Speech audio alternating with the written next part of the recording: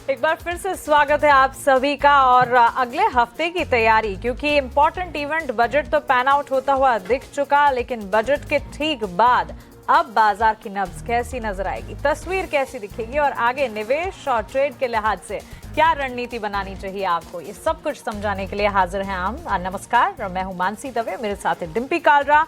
Budget की अगर बात करें, निर्मला सीतारमण ने बजट में मिडिल क्लास टैक्स पेयर्स को इनकम टैक्स में बड़ा तोहफा दिया, और इसी के ठीक बाद हमने देखा कि कंजम्पशन की जो स्टोरी है बिल्कुल बदलती हुई नजर आई। FMCG sector of the day.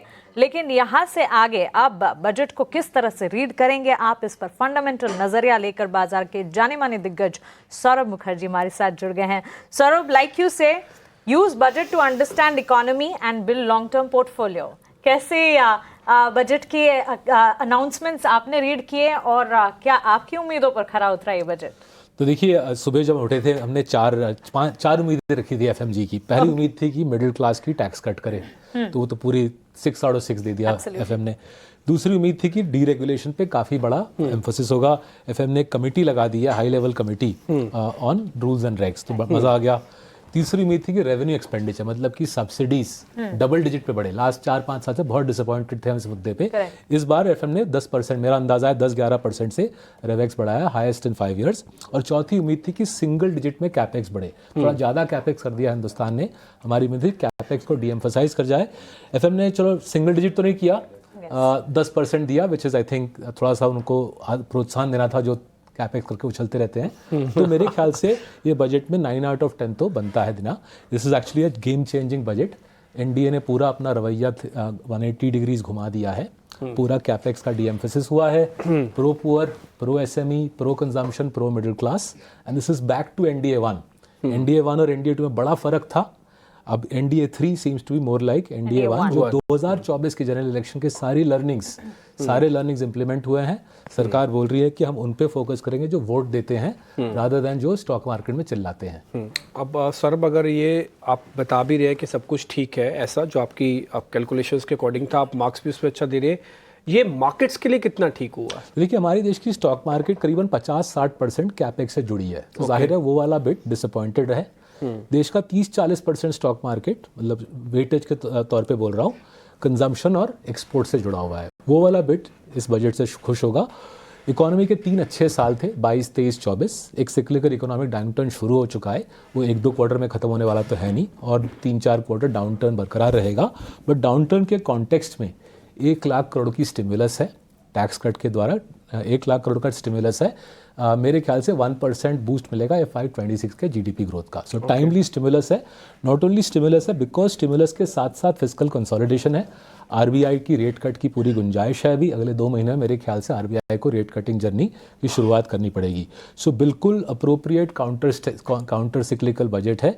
Economy धीमी पड़ रही थी, अर्निंग्स ग्रोथ की पूरी धज्जियाँ उड़ गई हैं, राइट। वैसे कॉन्टेक्स्ट में बिल्कुल बढ़िया बजट है। 3-4 क्वार्टर में इसका फायदा दिखेगा। एंड मेरे ख्याल से जो earning slow down last 2-3 quarter में शुरू हुई है, we should be out of it by the second half of F26। ये जो नए मिस्टर गवर्नर आए हैं, ये पहली बार में ही रेट कट कर देंगे? करना तो अब इसके बाद अगर 4.4% बजट डेफिसिट पे ना करे तो शायद बिटवीन पॉलिसी मीटिंग्स करना पड़ेगा। Only excuse can be rupees under pressure, तो वो इसकी एक्सक्यूज, उसका सहारा लेके शायद 5 फरवरी को वो मुकर जाए। बट मेरे ख्याल से अगर 5 फरवरी को नहीं करते, अगले 2 महीने में रेट कट बनता है। जिस प्रकार की मायूसी मिडिल क्लास में दिखी है, राइट, एंड जिस प्रकार का एनपीए डेवलपमेंट दिख रहा है रिटेल लोन्स पे, अगर वो एनपीए डेवलपमेंट रोकना है तो रेट कट करना पड़ेगा। Okay Saurabh, control on fiscal deficit, realistic tax structure, ये सारे हिट्स या पॉजिटिव्स थे। Do you think any concern या मिसेस थे during the budget? Because growth impulse जो है वो एक बड़ी चैलेंज है। इस चैलेंज को मद्देनजर रखते हुए क्या फिस्कल स्टिमुलस, रिफॉर्म स्टिमुलस पर और कुछ निकल कर आना चाहिए? हाँ जी, तो एक जो मुद्दा जो लास्ट टाइम जुलाई के बजट में जो एक पूरा ढांचा बनाया था एफएम ने इंटर्नशिप्स का, जॉब्स का, उस पर कोई जिक्र नहीं हुआ। आई अप्रिशिएट दैट वो पॉलिसी मेजर शायद उतना सक्षम ना रहा हो जितनी उम्मीद थी जुलाई 24 में। But given the state of jobs, right, the weak state of employment, मेरे को लगा था कोई और ठोस अनाउंसमेंट आएगा स्किलिंग पे, जॉब्स पे, वो थोड़ा सा परप्लेक्सिंग लगा, but I guess they probably want to go away, digest the lesson. जुलाई 24 का जो इंटर्नशिप का अनाउंसमेंट था, याद है 5,000 हर एक, I think top 500 companies all had to take on board 5,000 interns. उस पर मैंने सोचा था कुछ और प्रोग्रेस होगा, बस वो वाला पीस पूरा ठंडा था। GST is a completely different subject. काफ़ी जगह से शिकायत आ रही है कि जीएसटी काफ़ी कॉम्प्लिकेटेड हो गया है, it's not part of the budget, out of the budget I think GST पे शायद अमल होगा। रिमेंबर एफएम ने बोला है कि इनकम टैक्स बिल आ रही है अगले हफ्ते, उसमें भी शायद टैक्स सिंप्लीफिकेशन के काफ़ी और पहले होंगे। But leaving aside skilling and jobs and the GST piece, which is anyway outside the syllabus, so to speak, कोई ज़्यादा कंप्लेंट नहीं है। डिफिकल्ट सिचुएशन इकोनॉमी का, सॉलिड इकोनॉमिक स्लो डाउन है, सॉलिड करारा अर्निंग स्लो डाउन है। This is the steepest earning slow down in a generation, leaving aside Lehman and Covid. उसके context में बिल्कुल अप्रोप्रिएट बजट है ये। वो तो निरंजन जी भी कह रहे थे, हिरण्यनाथ जी भी वो कह रहे थे, मैंने अपने 40 साल के रियल एस्टेट के करियर के अंदर अफोर्डेबल हाउसिंग के अंदर कभी इतना स्लो डाउन नहीं देखा जो इस बार मैंने देखा है। हाँ जी, जो आप खुद बता रहे हैं कि लिमन्स की बात है, it's a pretty serious situation. I think the government has risen to the occasion. Middle class को बूस्ट से जीडीपी को बूस्ट मिलेगा। तो सर एक बजट से हो जाएगा या फिर इसके लिए कंटिन्यूटी के लिए 2-3 बजट ऐसे? देखिए, फ्री मार्केट इकोनॉमी है। Free market economy eight one level सरकार चलाती नहीं है, फ्री मार्केट चलाती है, आप और हम जैसे इकोनॉमिक एजेंट्स चलाते हैं। अगर इकोनॉमी को जल्दी बाहर आना, इससे कंज्यूमर के खर्चे के बाद प्राइवेट कैपेक्स की एक रिकवरी की ज़रूरत है। प्राइवेट कैपेक्स हैज़ बीन ठप फॉर 2-3 ईयर्स।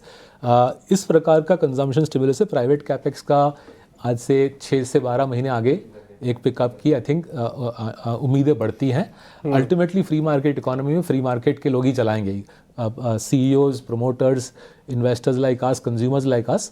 देयरफॉर सरकार के ऊपर बियॉन्ड अ पॉइंट फोकस करना थोड़ा गलत हो जाता है। अब इसके आगे गेम है free market and promoter community respond करती है या नहीं कैपेक्स करके।